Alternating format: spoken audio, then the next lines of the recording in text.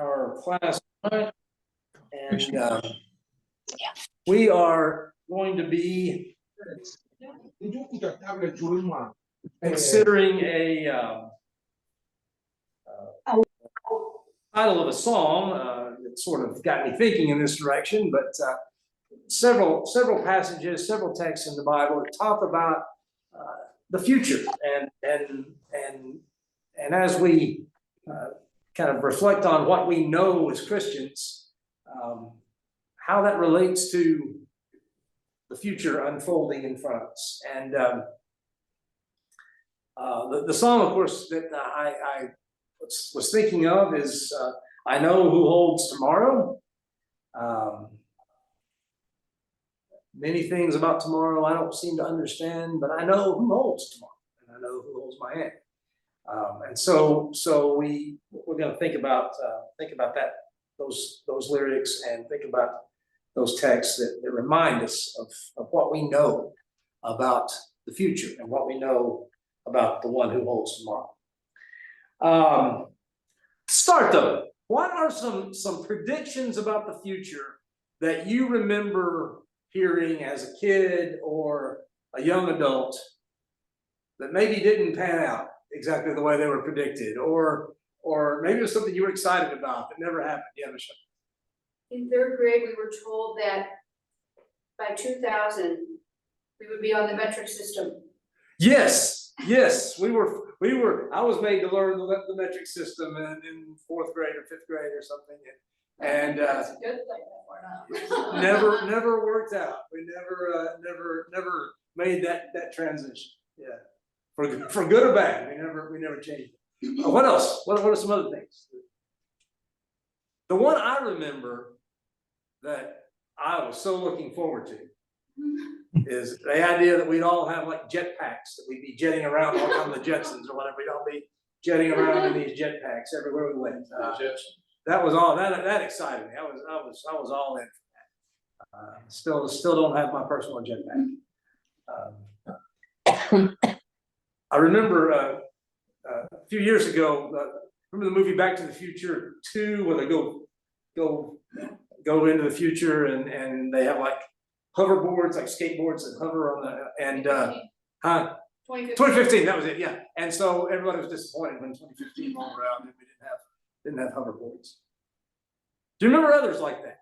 I can remember as a kid, this didn't pan out. In fact, went the other way. I can remember as a kid hearing about concerns that we were going to begin a new ice age, that the world was cooling rapidly, and we were going to begin a new ice. Well, that didn't work out that way, did it? So we could use some global cooling. Yeah.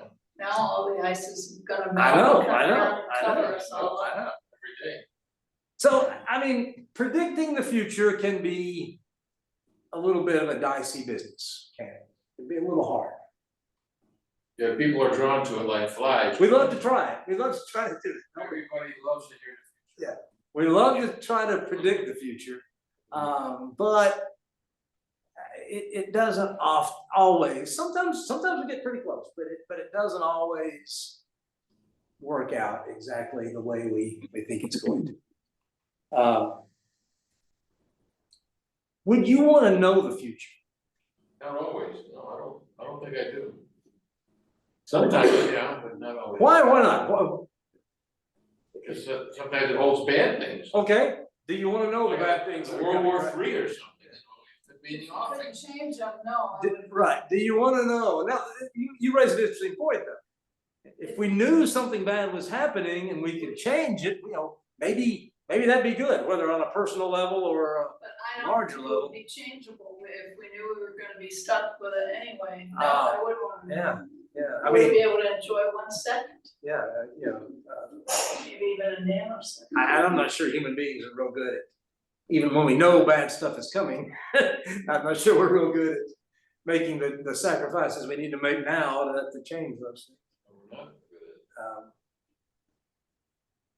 at Other thoughts. Anybody want to argue for knowing the future? I mean, sometimes I could see it. Sometimes, right? I could see times when knowing how things might pan out might be helpful. I'm remembering Back to the Future too, where he has the sports almanac that he brings back to his present day, so he can make bets on games that haven't happened yet, and we'll know the answer. I mean, that's a minor one, but boy, if you could predict some things like that, that might be pretty helpful. Yeah, so it's hard to predict the future, and would you want to anyway? You know, is that something you'd want anyway? Are you, in general, optimistic or pessimistic about the future? You know, Patrick, I don't think I would want to know what the future holds. I would just, because it might bring heartache, Yeah. you know, lots of worrying, you know, waiting for that day to come, you know, that losing our children or whatever the situation might be. I would prefer it to be a mystery. I agree, I think, for the most part, most of the time. And then sometimes I think to myself, it would have been nice to know that was coming. But yeah, I think in general you're right. I'm I'm optimistic for the future, even as terrible as things seem right now. I'm optimistic because our Lord is still in his heavens, Okay, watching after us. you're optimistic because of your faith in God, which is a lot of what we're going to be talking about tonight. And I think all of us would probably affirm that. We believe God's in control and God's in charge. But bad things still happen sometimes. Bad things still happen. It doesn't mean we're all still maybe always totally optimistic about everything, but I think we can believe that and affirm that, while at the same time sort of recognizing that there's things about the future that are frightening and up in the air, and we worry about things sometimes that are going to be affected as we move forward in time.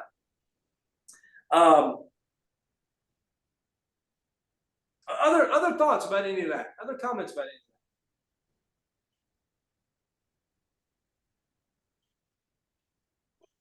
Well, let's turn to Psalm 37. We're going to be in several different texts this evening, so just follow along in your Bibles, and I'm going to ask for some people to read. So Psalm 37, verses 37 through 40. Would somebody want to read that for us? I will. Go ahead. Look at those who are honest and good, for a wonderful future await those who love peace. But the rebellious will be destroyed. They have no future. The Lord rescues the godly. He is their fortress in time of trouble. The Lord helps them, rescuing them from the wicked. He saves them, and they find shelter in him. Yeah, that was the end. So a future awaits those who seek peace. My translation says, I think Linda's was love peace. Same thing. There'll be no future for the wicked. So there's this sort of assumption by the psalmist, right, that there is a future for the righteous, for those who seek peace, for those who are blameless and upright. The NIV says. But for the wicked, for the ones that he terms sinners, there is no future. There is just destruction. So as we read that, I mean, I think there's a part of us that agrees with that, right? That's what we've been told. That's what we've been taught. That's what our faith tells us. Does experience ever tell us anything else? Fortunately, yes. Okay. Sometimes the wicked prosper. All right. Sometimes the people that appear to, like Job, appear to be innocent, they get punished. So sometimes it gets switched around. I believe that's true in general, but that's a song, remember, right? Songs are a song. It's not like verse of scripture from Jesus. So I don't put quite the same weight on that song. Jesus. Okay. All right. It's kind of a general, kind of like a proverb. Well, what- general. What future though are they talking about? I mean, Yeah. if we think about it in this. I mean, I'm not sure what they were thinking here, but as Christians, you know, we see the future, I think, Different, in a different yeah, way. different perspective. So when we think of the future, okay, you know, the wicked may prosper now. In the end, though, we know What God will, about, God will correct all that in the end. That brings us hope, I think. well, so, you Yeah, know, I don't know if they revelation, were thinking, if they were thinking in that way at this time when the psalmist was writing, but, as Christians, we have to think of it, you know, that people won't necessarily get their reward Yeah, in this life. here, this life while they're, you know, alive, but Right. You have to have that think perspective, about yeah. eternity, I guess. Eternal perspective. Which, I mean, I guess it should be comforting, but it isn't always. Sometimes it isn't. I mean, you're right. I mean, sometimes that's not a great comfort. I mean, when you're suffering and someone else is prospering off that suffering, that's gotta be, I'm not sure I've ever been in that situation, but that's gotta be a difficult place to be, that, you know, that somebody is doing well because you're doing badly, Or not even if, And- because I'm doing badly, but Yeah. just to see someone who, you know, is really, you know, doesn't seem to be a good person doing well, and whether it's, you know, affecting me necessarily or not, it's just, you know, especially when you see all the suffering in the world. It's just not fair.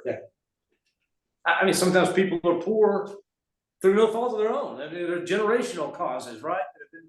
And they're suffering even though they did nothing wrong to deserve that. They didn't, you know, any more than anybody else. They're just suffering because of the way events are, the way things have been.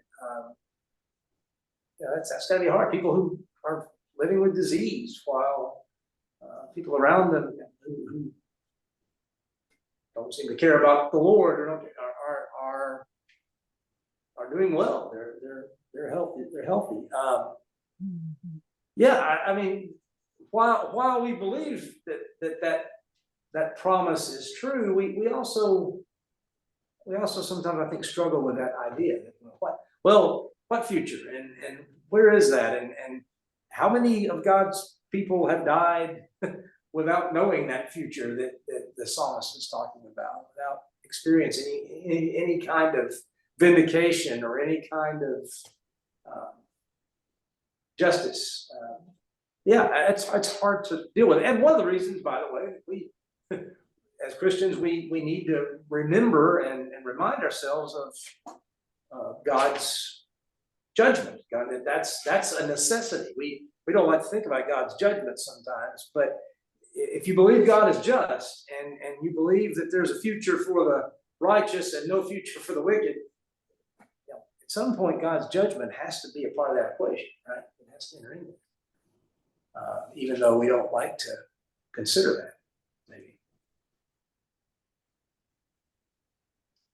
if you skip ahead to Psalm 102, somebody want to read Psalm 102:18 for us?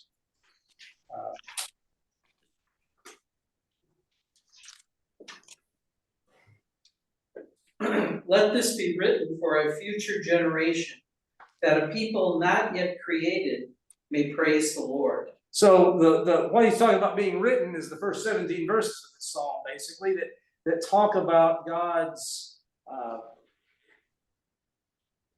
God sits enthroned forever. Verse 12, you'll arise and have compassion on Zion. The Lord will rebuild Zion and appear in his glory.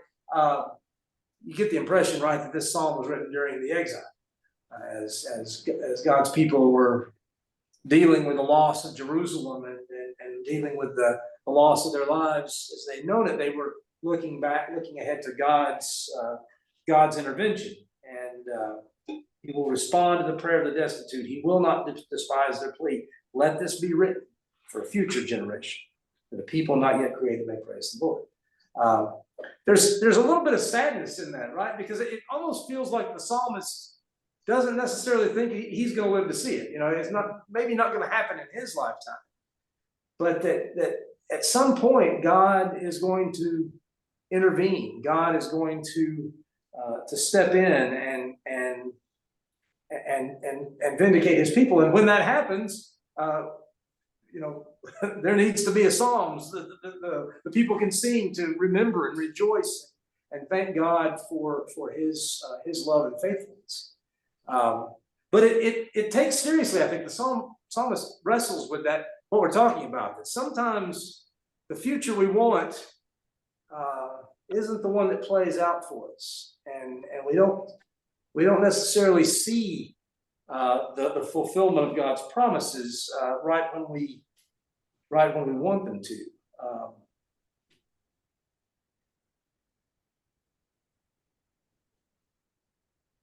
I know who holds tomorrow. That's what the psalmist is saying, right?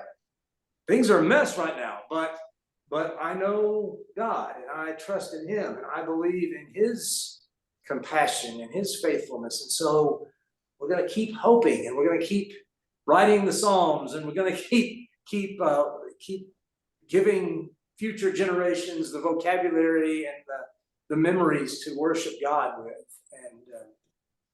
and keep passing that along. And we know that's exactly what the Jewish people did in exile, right? They were able to continue to pass on their identity as God's people and their faith and trust in God, even though things were a mess.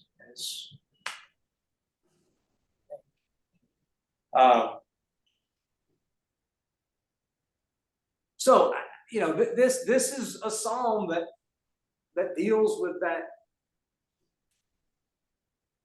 kind of feeling of disappointment with the way things are going, and you know, this psalmist is kind of arrived at a future that he's not thrilled with, and but he's looking ahead still believing in God's faithfulness.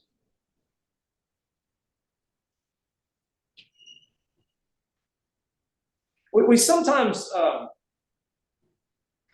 quote Jeremiah 29:11. For I know the plans I have for you, declares the Lord. Plans to prosper you and not to harm you. Plans to give you hope and a future.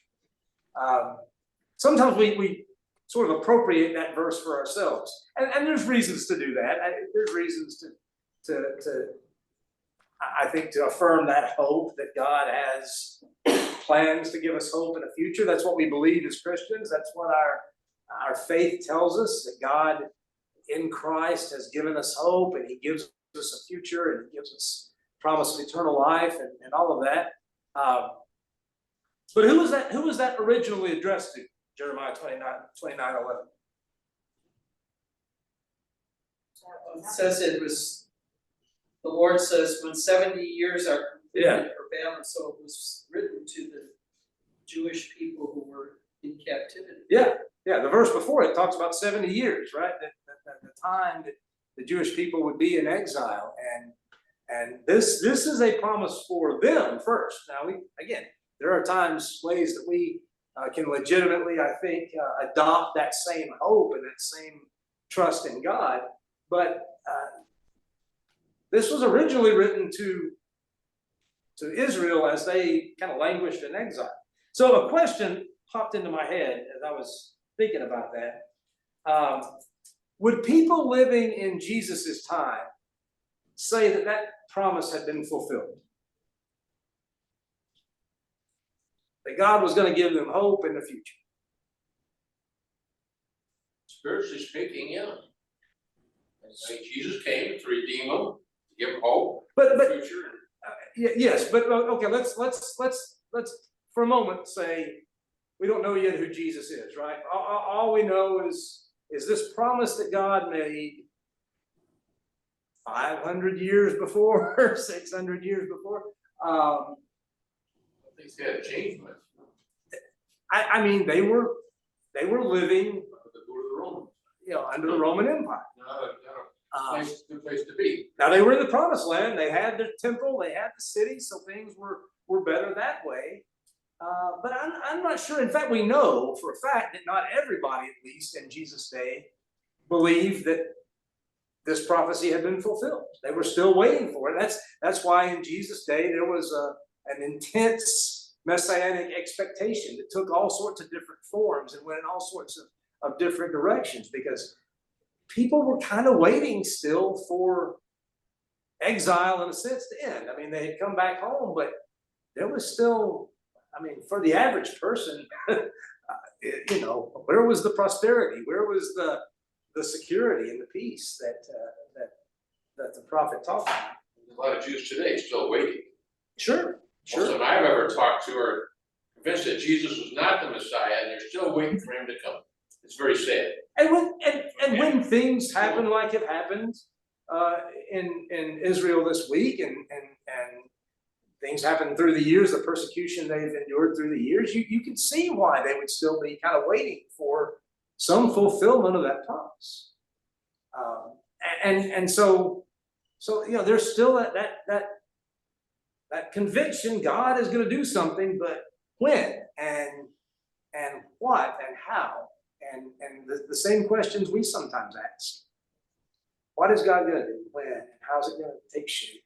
How is that future that He promised us going to come out? I'm talking a lot, so comments, please. Anybody chime in. My point being, the future is a tricky business, right? It's hard to have just an unmixed confidence in the future, because we just don't know how it's all going to play out. And even the scriptures that tell us, don't worry, there's a future, don't worry, all's going to be well, we struggle sometimes that it doesn't look that way. One thing that we can, I think, be confident about, or it helps me anyways, is the Bible has many predictions, right? It's predicted many futuristic events that have come to pass. And it's also made many more futuristic predictions to come, like in the book of Revelation we're studying on Sunday morning. So I think because it's proven itself reliable, we should be able to draw some confidence and faith in that, and as we look to the future, that these things are gonna come to pass. You know, Jesus is gonna come again. He's gonna redeem his people. And evildoers are gonna be punished, etc., etc. And a new kingdom, a new earth will be set up. You know, a new heaven, a new earth kind of thing. So that should give us some kind of hope, you know, for the future. And so we should not be bleak. We should not be going around with our heads down, you know, oh, woe is us, everything's bad. It's not. I think we have some bright things to look forward to as Christians that other people don't have, right? Yeah. That's why a lot of people are I think, kind of depressed and pessimistic about our future, our country, our world, you know, with so many negative things going on, it seems like anyways. There are always positive things going on too, but it seems like the negative lately is dominating. But For sure. of all people, we should be the most positive. Okay. I mean, I think certainly there's a lot to that. Yeah. To be positive about, we have the most to build on. Why do you think we tend to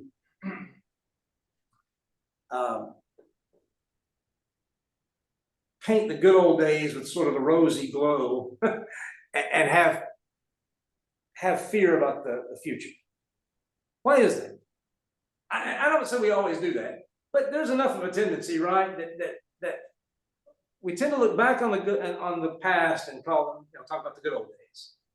Well, it depends on where you're standing too. It does. It does. Because for a lot of, I have to guess, the majority of people in the world, good old days were not so good.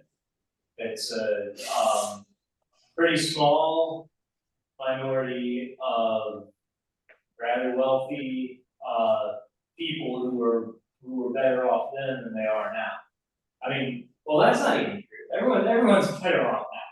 But I mean, there have been changes in traditional power structures that people who've traditionally held power and influence fear, and that's a big reason for the surge of nostalgia we're seeing today. At least I think so.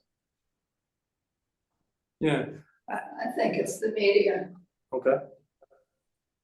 because heard a story the other day. In England, the news media is not like it is over here.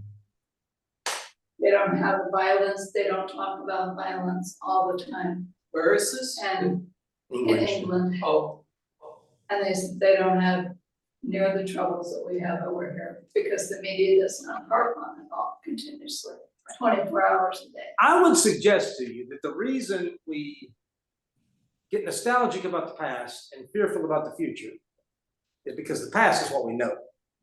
Exactly. We've been there. We've been there, we've been there, we've been through even the bad parts, we remember the good parts, and we don't know what's ahead. I think you're exactly right. As an older person, I think I. We came Alive. through it, we're alive, you know, I was thinking about last week, if you're around my age, you'll remember the TV spots, it's 10 o'clock, do you know where your children are? Which I was thinking about that cracks me up, but yeah, you know, we came through all of the stuff where there was fear and there was uncertainty, there was plenty of fear and uncertainty. I'm thinking back, when I was a teenager, old enough to start understanding things, it was the Cold War. I mean, most of us, if you'd asked most of the people in my graduating class from high school, I think we would have said, we won't live to see 30. I think we would have said, certainly by, certainly in the earlier parts of the Cold War, I think we would have been that fearful about it, because that's what you heard, and that's what but now looking back, it was a great time to be alive. That was a wonderful time. That was the way things always ought to be back then, and because we know we're familiar with it. We know that. We don't know the future. Many things about the future I don't seem to understand. And we forget that second part. I know who holds the future, and I know who holds my hand. And that's the struggle, that's the tension I think that we live in. That's what the psalmists were dealing with. Things are bleak and the future doesn't look any better. But we're still gonna write the psalm, and we're still going to praise God, and we're still gonna leave something for God's people in the future. We're assuming, right, that there will still be God's people in the future, and there will still be people who have faith in Him, and they'll see this promised future and worship God. Patrick, Yeah. back when I was growing up, we didn't lock our door.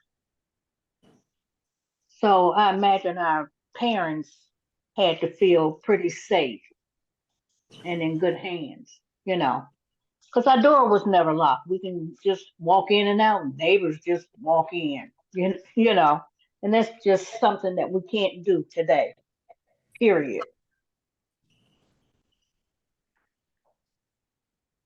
Well, I mean, is there anything that scientifically tells us that if you leave your door unlocked now, there's a better chance of somebody coming in than 50 years ago? I don't know that there's anything that tells us that.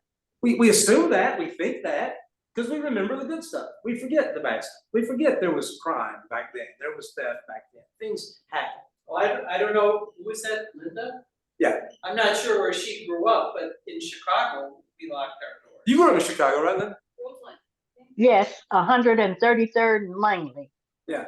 Oggill Gardens, the projects. I don't know, we locked our. But I had a good time living in those projects, so. Maybe you guys just trusted your neighbors a little more. I don't know.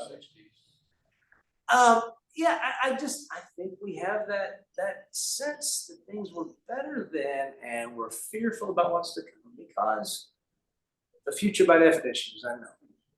Now, once we recognize that, once we live with that, once we sort of sit with that for a while and understand that the future always is going to be uncertain, maybe we can begin to trust a little more in the one who is in charge of the future, because that's what we have. Dan, you talked about what we have as Christians that other people may not have. Certainly some other religions believe in a God that is in charge of the future, but people who don't believe in a God or don't believe in that kind of God, certainly don't have that hope. We believe in a compassionate God who is loving and fair and just and righteous, and we believe that he's in charge of that. And that should give us some confidence, even when we're a little uncomfortable with the uncertainty. Well, there is a piece that's missing right now. I mean, when the Churches of Christ, the Restoration movement got going, we never had it quite figured out, but there were some of us who thought everything was getting better and better to the point that actually that would bring about a millennium. And then there were others of us in a second part of the movement that thought things were going to get worse and worse and worse, and then Christ would come, and then there would be a millennium.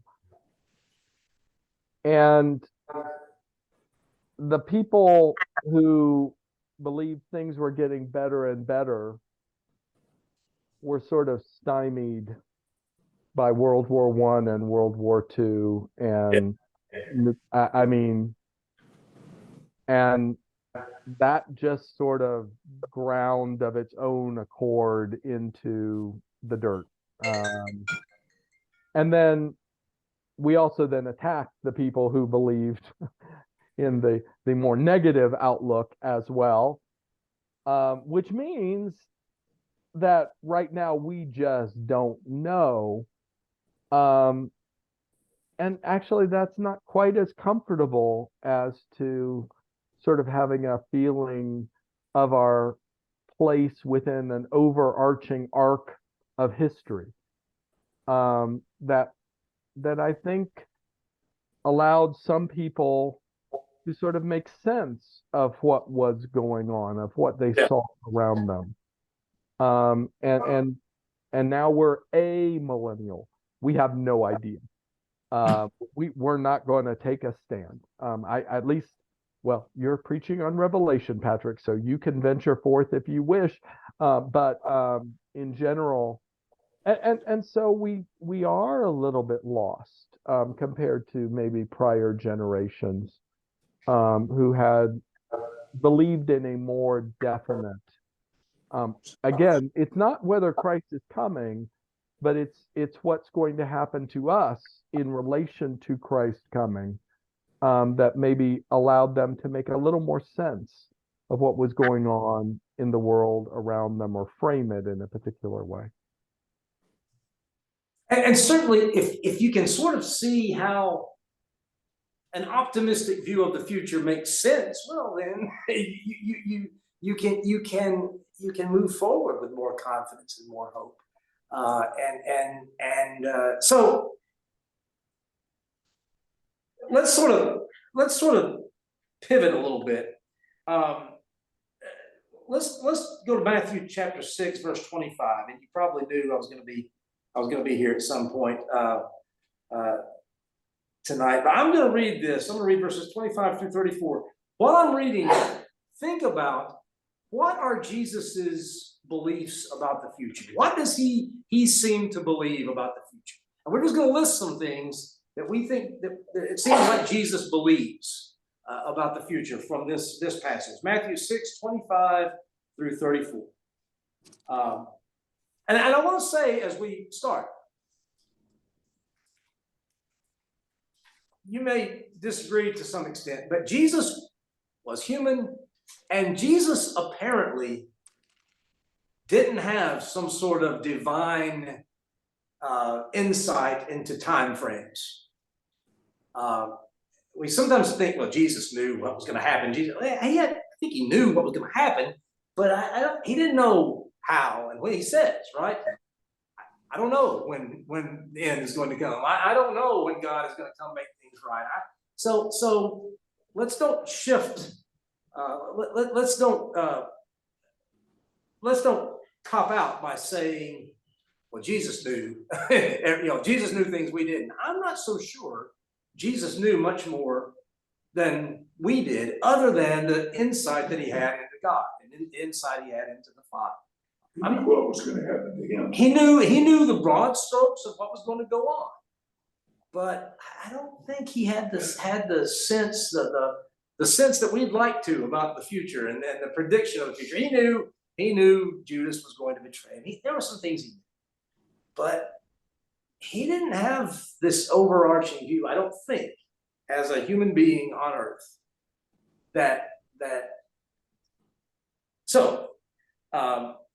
Verse 25 of Matthew 6. Therefore I tell you, do not worry about your life, what you'll eat or drink, or about your body, what you'll wear. Is not life more than food, and the body more than clothes? Look at the birds of the air. They do not sow or reap or store away in barns, and yet your heavenly Father feeds them. Are you not much more valuable than they? Can any one of you, by worry, add a single hour to your life? And why do you worry about clothes? See how the flowers of the field grow? They do not labor or spin. Yet I tell you that not even Solomon in all his splendor was dressed like one of these. If that's how God clothes the grass of the field, which is here today and tomorrow is thrown into the fire, will he not much more clothe you of little faith? So do not worry, saying, what shall we eat? Or what shall we drink? Or what shall we wear? For the pagans run after all these things, and your heavenly Father knows that you need them. But seek first his kingdom and his righteousness, and all these things will be given to you as well.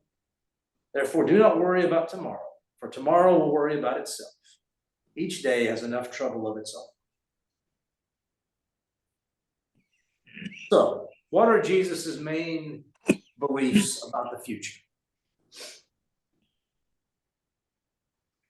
We don't have any control over it. All right. You can't add a single hour to your day or cubit to your height. There's various ways you can read that, but what he's saying is, worry all you want. There are some things about the future you can't control. There are some things we can do something about, right? but there are some things about the future that we can't control. What else? God is looking out for us. All right. Jesus believed in a God that knows what you need and values you and wants to make sure you have the things you need.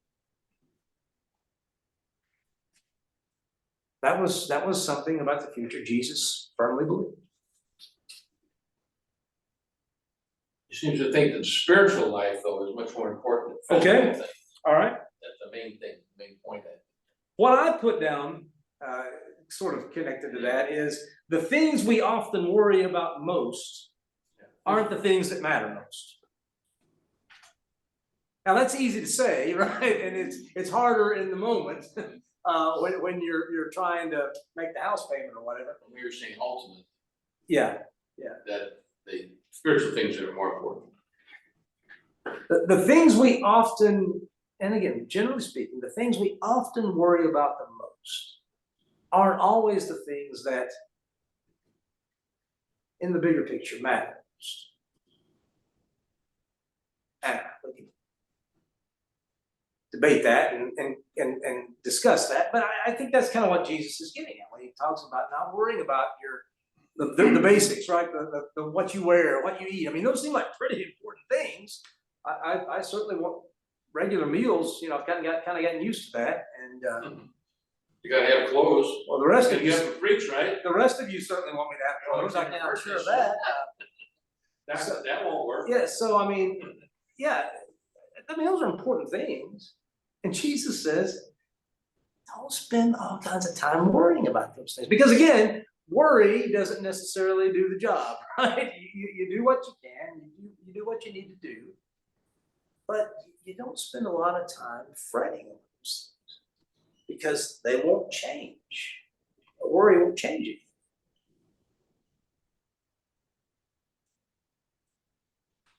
What else? So what should we be worrying about? What does he say? worrying about, but what should we be concerned with? His kingdom, What? his kingdom. The kingdom, yeah, seek God's kingdom and his righteousness, and all these things will be added to you. What he's saying is, focus on the main thing and trust that the other things will come and you'll work that out. I don't think he's necessarily saying, if you're a godly person, the good stuff will come. I think he just means worry about those things and trust that those other things will be worked out. That others of God's people or God himself or whatever, that those things will come in their time. Because God knows what you need. The pagans run after all these other things, right? The pagans worry about these things. Why do the pagans? What's Jesus got against pagans? Worshiping false God. Yes. This be the things of this world. They don't believe in this kind of God. So that's why Jesus says it's the pagans that run after these things. They don't have this belief in a father who knows what they need and cares for them and wants them to be Specifically, provided. Yes. The sort of central tenet of paganism is when you pretty much have to remind your God what you need and what they should give you, because they won't otherwise. Yeah. If you don't sacrifice, if you don't pray, if you don't do all sorts of things on this checklist, you won't get what you need. So Jesus is drawing a distinction because we have a Father who knows exactly what we need, and doesn't need to be reminded. Doesn't need to be told, doesn't need to be And he convinced. gives us what we need, whether we're faithful or not. The Paul's experience in Athens, the unknown God, the altar to an unknown God, right? That's an outgrowth of the idea of paganism, right? That's the logical extreme. If we've sacrificed to all the gods we know and bad stuff is still happening, well, there must be another one somewhere that we've missed, and so let's just try to include him in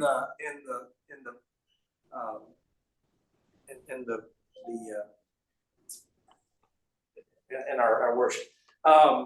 So yeah, that's not who God is, right? That's not what we have to do with him. We're not having to face the future believing we have got to convince God. We face the future believing in a God who knows what we need and cares for us and values us highly.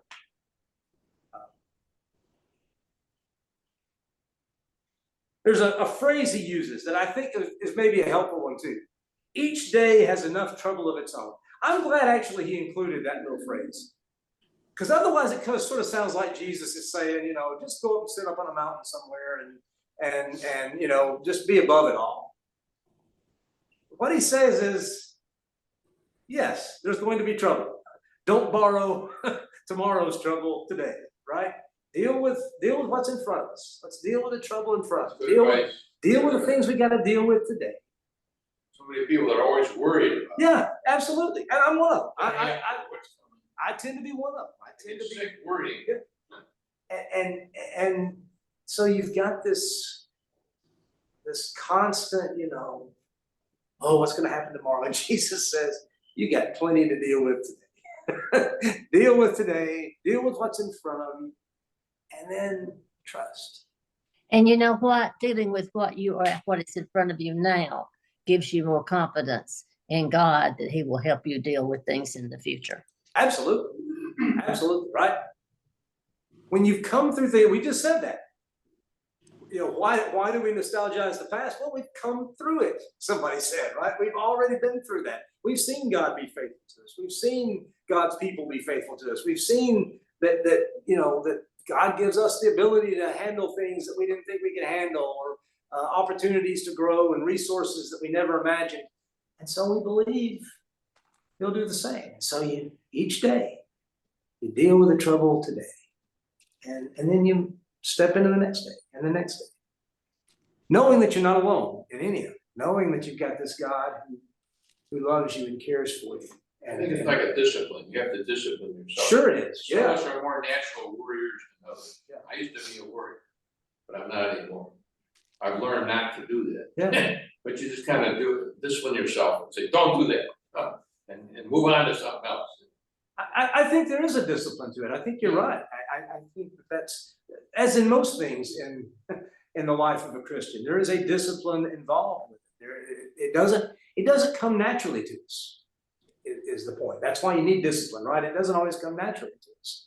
And so we have to take the steps and make the moves we need to make to approach the future in that way. That's why prayer is important, right? That's why encouragement from God's people is important. That's why worship is important. We gotta be reminded over and over again about who's on the throne and who's in control and who holds our hand. I think for the Christian, prayer is a substitute for worry. You really got your prayer life together. That's what Paul says, right? Disciplined in your prayer life, that'll help you be disciplined in your worry life. They kind of work together. That's what Paul says. Don't worry about anything, but everything in prayer and petition with all sorts of, I don't Make see your Paul request worried. known to the Lord. Yeah, he wasn't a worrier. He was a prayer though. He was praying for the saints all the time.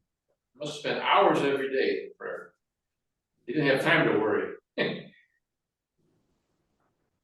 Peter said, cast your care on him. yes. Cast your care on him because he cares for you, I believe is the next line. He's not an impersonal God. He's not the God of the pagans who's got to be convinced to do what's good. He cares for you. He's invested in you, right? It matters to him what happens.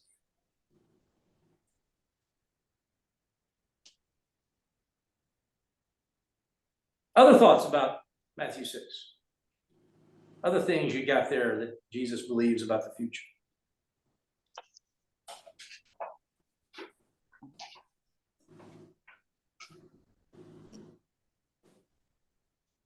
I think if anybody had anything to worry about, it would have been Jesus. I mean, he with the cross coming up. I mean, that, he knew it was gonna be a very rough, raw deal. I don't think he worried about it, but he did pray about it. So he sets the model for us. He's a good. Can you think of, I mean, I think the sweat turning to drops of blood is an indication there was some agitation. Sure. Stress. Sure there was. But he dealt with it anyway. That's right. And I think when we talk about don't worry, maybe we need to remember that, right? That Jesus went through that garden time. Jesus went through times where he was troubled and afraid and unsure. And what he did in those moments was he went to God. He took his own advice, right? He didn't spend worrying. The worry he's talking about is that kind that just eats into your soul, where you can't think about anything else. You're just always on edge about what's going to happen next, and you can't even enjoy what's happening now because you're always concerned about what's coming, and that's no way to live, and that's why Jesus tells us to not live that way. Sure, there's moments where things are hard and where we're worried and anxious and afraid, but what do you do with that? You pray, you go to God, you go to God in worship, you go to God's people. You do the things that, as Dan put it, discipline you to have a different outlook.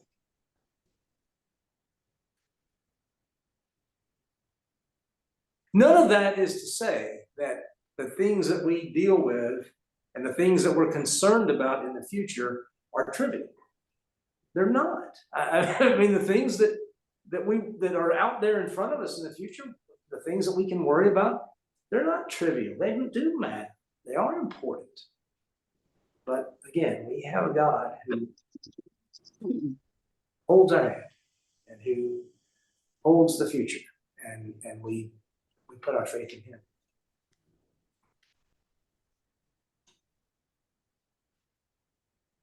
I was going to talk about James. We don't really have time. I'll just say James 4. Remember James says,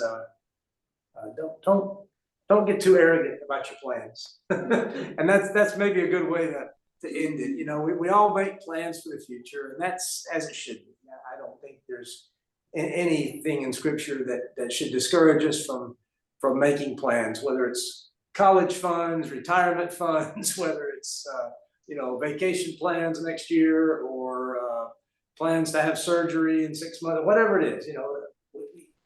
You make your plans, but just don't be too arrogant about those plans. And James uses that word. You folks who talk about it, I want to do this and I want to make some money and it's going to turn out well and you know, I've got it all figured out.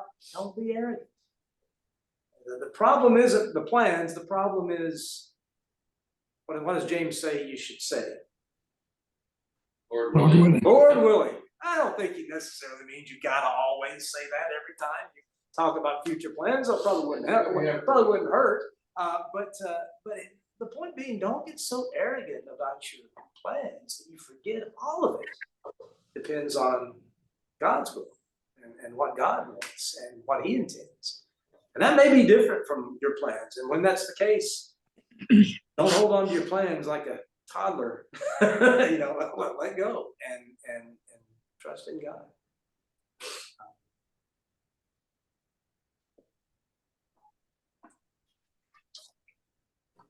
Well, other thoughts to sum us up. Good to see everyone. Ron, where are you tonight?